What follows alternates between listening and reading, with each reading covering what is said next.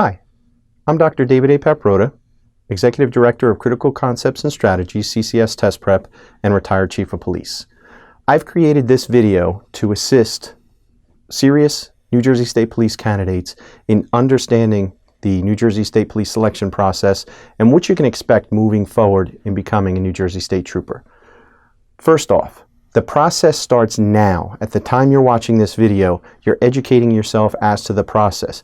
Once you watch this video, I want you to go over to the New Jersey State Police website and look for the recruitment page and go ahead and begin contact with the recruitment unit of the New Jersey State Police. That's important because the New Jersey State Police offer different programs to assist candidates leading up to their selection process. For instance, as the selection process gets closer, you will have the opportunity to attend a community meeting, an informational meeting that they hold around the state just in advance of the application period opening. Okay, once those community meetings are done, the application period opens then. It's generally for a 2-week period. So if you're not engaged, if you're not in tune to exactly what the New Jersey State Police are doing, many candidates just simply aren't aware of the application period until it's too late. You'll have generally a 2-week period to log in online. Again, they'll have it on their website, social media, and any email contact they make for those that engage the recruitment unit. You'll have that information. You'll know. You're going to go online. You'll have 40 very basic questions that you'll have to answer online as part of this preliminary application. The obvious, your name, date of birth, address, etc. And then there's also a series of biodata questions that will ask you about past drug use. Will ask you about participation in different organizations, etc. You go ahead and you answer those questions as honestly as you can. They're pretty broad.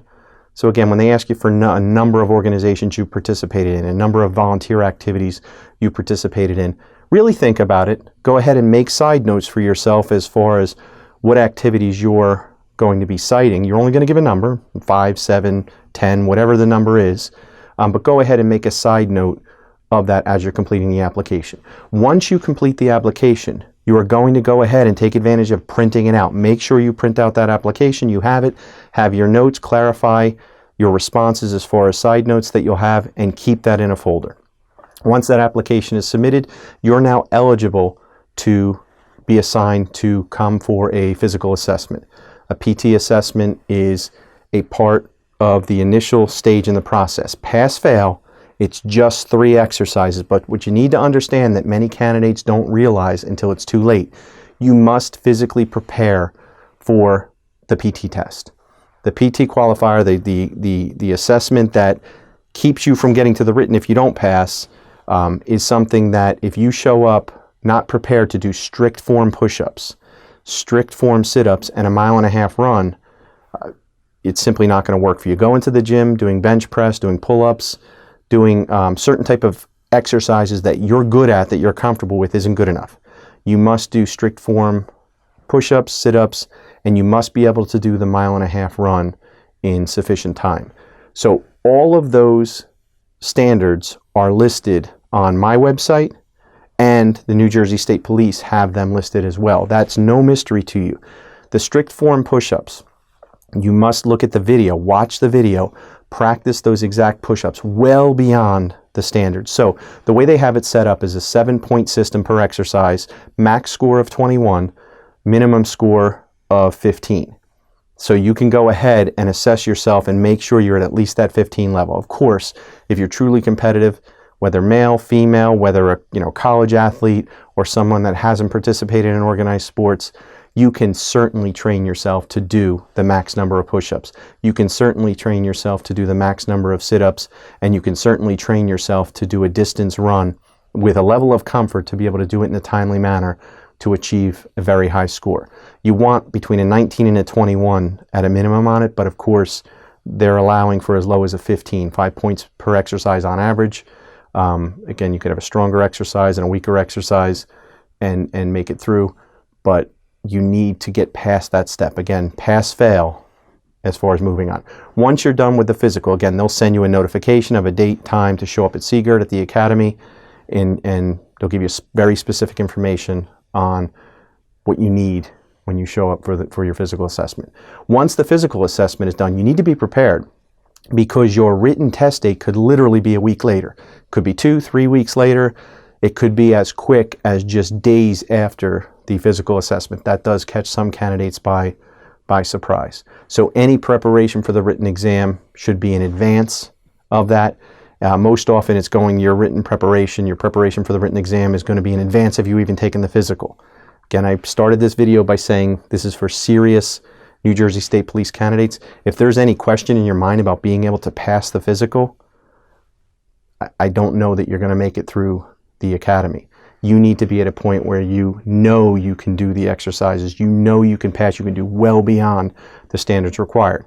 So again, your preparation for the written exam can come well before your physical because you know you're going to pass. You know it's not even an issue. You're looking to get a perfect score if possible. So now, the written exam. You'll be given specific information as to a date and a time to show up. You can expect to be on site as long as 5 hours. It is not a simple single test. It is not a single test like some of the other tests out there. It's not a 90-minute Chiefs test. It's not the civil service test where you come and you sit with one booklet for 3 hours and 40 minutes. This is a series of tests, a battery of tests. It's more than one test vendor, more than one company. The state has taken different test modules, put them together to come up with this battery. Now, it is pass-fail. It is like the physical. You must meet a particular standard, a minimum standard that they establish. It's a pass-fail type situation, and you move on. So essentially, a perfect score is treated no different than the lowest possible passing score that they provide. So there's some degree of comfort in that, but I will tell you, with this type of testing process, people do consistently fail it. There are challenges within it that are minimum qualifiers. If you don't get a sufficient score in a particular section on the test, you fail, and I'll go over that in a second. So you show up on site for your written test after passing the physical. You show up on site again, where you showed up in the physical in PT attire. When you go for your written exam, you're dressing as if you're going for an interview. You have to show the New Jersey State Police respect. They will go through generally a routine of yelling and screaming a little bit at the testing site, getting you lined up, etc. They go through that. Once they lead you in, you check in and you begin the process. You will have a set of directions that will be provided to you. You will have a test booklet that you'll be working with. And now, the way this exam works is there are videos involved. The group will be watching a video projected up on a screen. It starts with directions, then moves on to the actual testing itself. The test itself starts with a 2-minute video scenario. They'll give you a 2-minute scenario. They'll go ahead and play the video twice for you while you're given the opportunity to take notes. You then, from there, after that video is done, and after that, and they run it very strict, very regimented, after it's done and that's completed, you're no longer allowed to take any additional notes through the rest of the process. Your notes are done. When they tell you to stop taking notes, you stop taking notes, it's done. Now, you're going to have the opportunity on a specialized form, you're going to have the opportunity to go ahead and complete a narrative written report. This is a handwritten report of the scenario. Now, they're going to provide you, as part of the directions, as part of the example up on the screen, they're going to provide you with a sample narrative of what is expected in it. So it's not a mystery. You're going to have your notes to reference to go ahead and write out your particular narrative. Many people stress about this. Do not stress or overly stress about that written report. That is the vehicle or mechanism that's going to be used for a later testing component. So it matters to you. The information you put in that written report is going to be what you're going to use to go ahead and answer questions later on, hours later, as part of the exam process. So you go ahead, you have your notes, they tell you to begin writing. You're going to have a period of time, a 10-minute period of time, to go ahead and write a report narrative. You're going into that report narrative 100% with the mindset of getting started immediately. You've already thought in your mind about a process based on your notes of how you're going to begin the narrative, intro, body, conclusion, going ahead and putting that information in as detailed as you can, as quickly as you can. Of course, it's a writing sample as well. This is a writing sample that you are presenting, not necessarily used in any sufficient way or significant way from that point forward. But again, you always treat any type of written paperwork you do as something that's a reflection of you. So once you get past writing that report narrative, that's get put aside. You're not allowed to reference it. You're not allowed to add to it, do anything with it. It'll be called upon later to answer a series of multiple choice questions. From there, you now go into the test booklet and you're going to have a passage that has a series of blanks within it. Now, this is an interesting component because it is not meant to be difficult. It is not even remotely difficult, but it is a time section in which you must be very attentive to your answer sheet. I've had candidates contact me, not my students, but contact me after the fact regarding screwing up this particular item. And I will tell you, you must achieve a sufficient score, 70 or higher, on this fill in the blank section, or you fail the entire test. So it is what I call a minimum qualifier. Not difficult. You're given a passage. There's a series of fill in the blanks within the passage, blanks within the passage, words that are missing, that are numbered, and you will have a series of questions, not written out questions, but a series of multiple choice options for each numbered blank. That's the portion, that's the test. You will have to assess the passage, assess your possible answer choices for that fill-in, and go ahead and choose the appropriate option, the most appropriate option, and put it on your answer sheet. You need to work your way through methodically. Now, sometimes you have to consider more than one blank and look at the various word options to figure out even what the sentence is expected to mean. But there will be context. As you work your way through, you will have context as to what the passage represents, what would be logical for it to say, and you can choose the appropriate words. Not heavy on English grammar, not something that's crazy. It is not meant to be difficult. As a matter of fact, it will seem ridiculously easy for the decent test taker. But you can screw it up. If you mess up your answer sheet, if you run out of time because you're taking too much time, it is something you could find yourself. A prepared candidate will be able to complete it extremely easily, and it's not even a concern. From there, once that's done, you then move on to the portion of the test that most candidates fail. Most candidates fail if they don't move on in the process. It's a series of situational videos in which the room has a screen, a projector and a screen, and everybody at once is presented a scenario at a time. The scenarios can range from 5 seconds or 7 seconds to 25 seconds in length. The scenario is presented. Each video scenario is presented, is followed by multiple choice options as far as the response that would be most appropriate.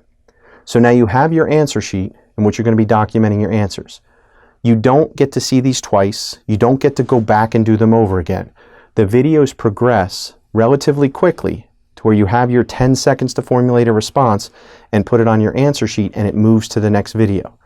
And what's interesting about this is candidates that fail, and I've had an opportunity to assess candidates for 30 years on situational response questions. It is not a mystery as to the appropriate approach to take in a given situation from the perspective of a police commander, a police chief, a head official at the state police. What would they expect of a trooper? What would I expect as a chief of police of an officer out on the street representing my department? How would I want that officer to handle a particular problematic scenario or everyday scenario that has multiple options as far as how you can handle it? That's how the situational videos are, or at least the responses, the appropriate responses, are formulated. It's not your perception of what a police officer would do, not your perception of what a trooper would do, or what you would think 9 out of 10 times a trooper would do given the situation. It's what a supervisor or the commander or the head official of the organization would want a trooper to do.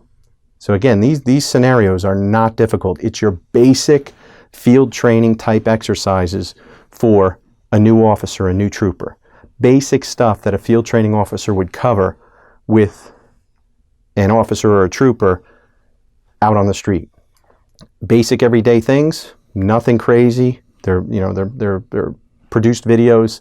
There's nothing crazy within them, but it's the basic everyday stuff from the perspective of what a head official in the department would hope and expect of a new officer or any officer.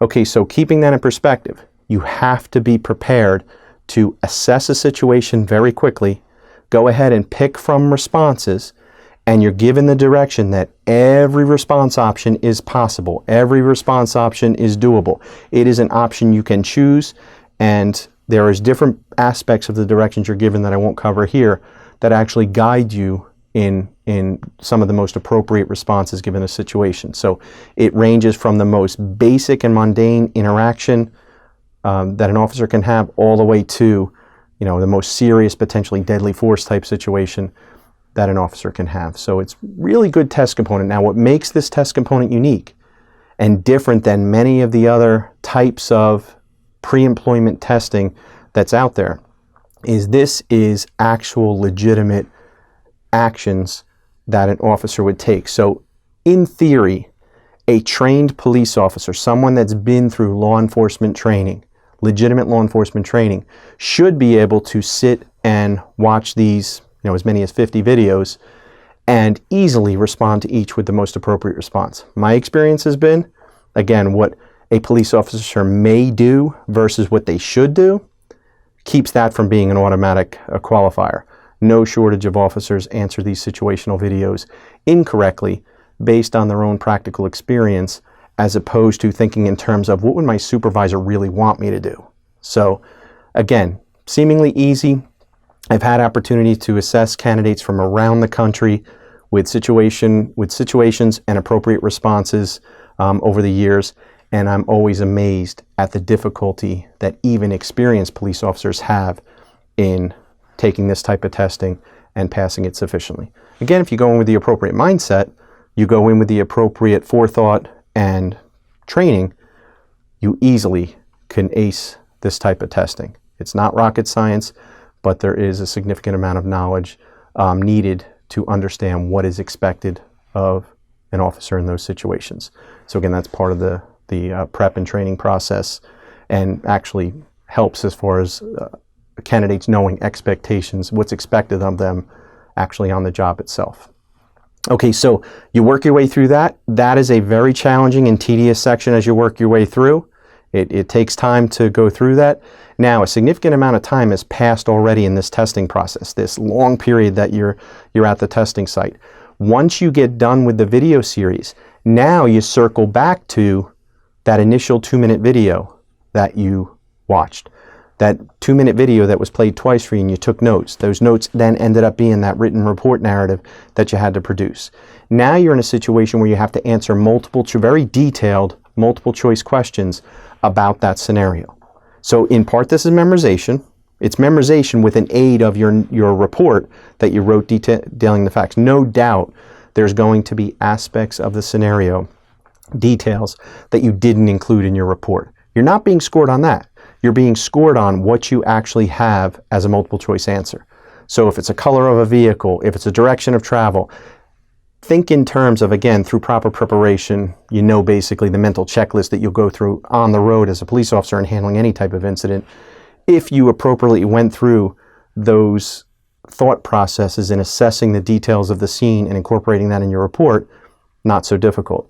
But if you missed anything, you'll have to think in terms of using your memorization skills as far as visualization, which you can visually recall, auditory recall, etc., using special skills and techniques as you watch the video, as you take your notes, as you write your report, to recreate that in your mind and be able to accurately answer the question.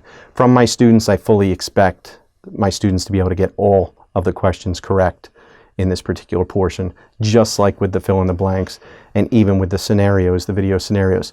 With proper training, there's really no reason to not be able to effectively answer these questions. Really neat testing process, unique items within it and sections within it, but all very doable with proper training. Now, next you come to the end of the day, the end of the testing session, and this leads into you being done handing in your answer sheet and being able to leave the site. You have your trade assessment and biodata. Now, this is similar to or identical to what's used in many of the other jurisdictions, whether it be New York State Police, Pennsylvania State Police, Delaware State Police, State of Massachusetts, New Jersey Civil Service. This is from the Law Enforcement Aptitude Battery. This is a trade assessment followed by biodata, generally in its long form In New Jersey, we're looking at 173 trade assessment statements in which you have to strongly disagree at the 1 up to strongly agree at the 5, with the range in between of agree, disagree, and unsure in the middle. You have to you read a statement and you have to provide a response to it. Basic trade assessment. I enjoy making new friends. Do you agree with that, disagree with that, strongly agree, strongly disagree? I like to spend my quiet time alone reading a book. Do you strongly agree with that? Do you disagree with it, etc.? So you'll get statements in which you'll have to provide that agree, disagree type response throughout 173 statements. Yes, they are absolutely scored. Yes, they are assessed from that perspective. But again, we're looking at a pass-fail instrument, so you just need to score sufficiently on it to pass.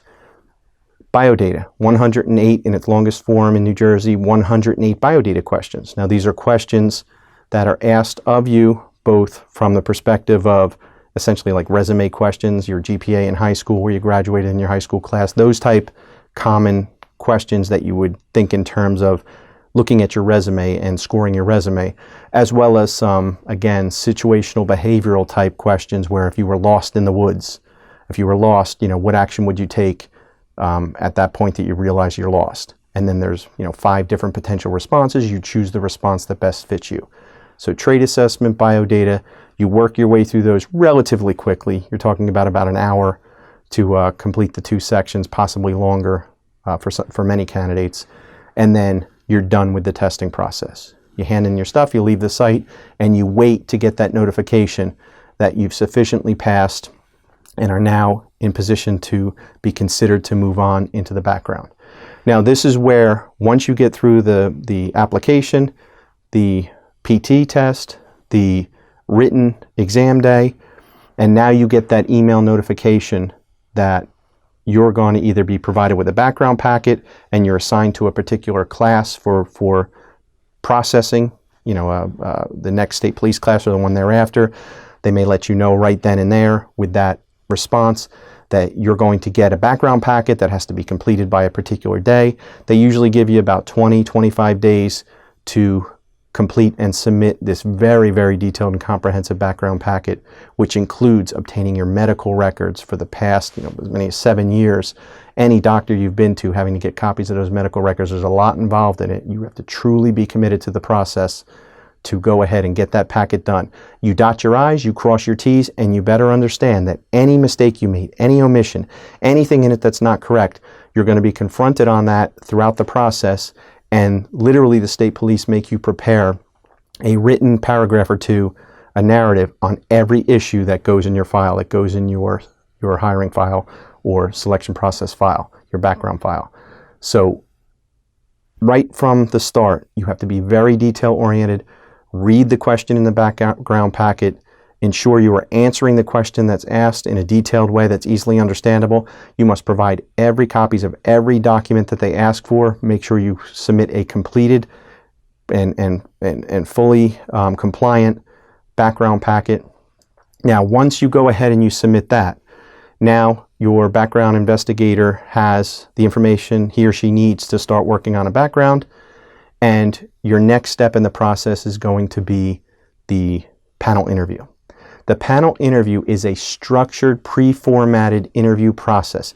It is not meant to torture you. It is not meant to be a stress interview.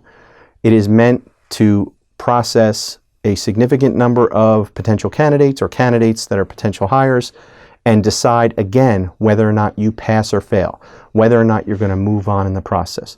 You will be asked a series of standardized questions. The most obvious and simple is, why do you want to be a New Jersey State Trooper? You have to think in those terms, those type of questions as you work through. At the very end of the interview, you can expect that any issues personal to you, background issues that need to be clarified, will then be addressed. This interview moves relatively quickly, and you will have those final questions that move away from the standardized questions and are more personal to your background. Obviously, if a person goes in without any issues in their background, it can be as simple as having a couple fights in high school, or being charged with urinating in public when you're 18 and you're now 28. Those issues are going to come up, and you're going to have to respond to it. There are candidates with more significant issues, and obviously they're going to be delved into a lot more, and the interview may take a little longer. So you're looking at about a 25-minute interview. Could be 10, 15 minutes longer if in fact you have more significant issues in your background. Once the interview panel is done, that's standardized. It's not an intimidating interview, even though because of the importance of the hiring process, obviously it's something you'll be nervous for. You need to control that nervousness, dress appropriately, present yourself appropriately. They want to have confidence in you if they're going to advance you in the process. Once that's done, now if you make it beyond that, then it really just comes down to your background, passing the psychological, passing the medical. I like to say you kind of move on from the selection process to the hiring process. If there are academy slots available and they whittle down the field to the appropriate number that they need for the academy and you're included in that, you'll be assigned to the next academy class if you pass the background, the psychological, and the medical. I do recommend that before going into any police or law enforcement related psychological, you watch my YouTube video to gain proper perspective before you go in and take any psych. But once you pass that, the psychological, the medical, I call that the hiring process, because at that point there's a commitment to you. If you're selected and able to be fit into that next class that you were initially recruited for or assigned for, you'll go into that class. If there's an excess of candidates, you might be deferred. You might be one of the ones that's deferred to the following class, but you've got the process started. Hang in there. If you have any questions, don't hesitate to email me at info@ccsTest.com. When the next state police process comes around, and it could be a year apart, could be 2 years apart, 3 years apart, it's as needed. When the next process comes about, I strongly suggest that you engage in proper exam preparation. As far as the PT side, you're obviously going to personally prepare yourself for that. The exercises are known, the form is known on the appropriate videos on both my website and the state police website. And the written exam process is something you can most definitely prepare for. It is something that you can develop additional knowledge, skills, and abilities to assist you in performing at a high level to ensure that you're able to go in, put the work in, and have an exceptional result to move on to the interview. The interview itself, again, is something that you can prepare yourself for. If you're going to take this process seriously, any law enforcement process seriously, you have to put the work in ahead of time. So whether it's learning the history of the New Jersey State Police, being able to respond to why you want to be a New Jersey State Trooper, there's obviously aspects of that you can prepare for, or expected to prepare for, and I'm certainly here for you in that respect as well. So again, ccsTest.com, the website to go to, info@ccsTest.com for any questions you may have. Again, put the work in now, get started with making contact with the recruitment unit, and you can always reflect back on this video to get a better understanding of what process you can expect once the application period is initiated. Good luck.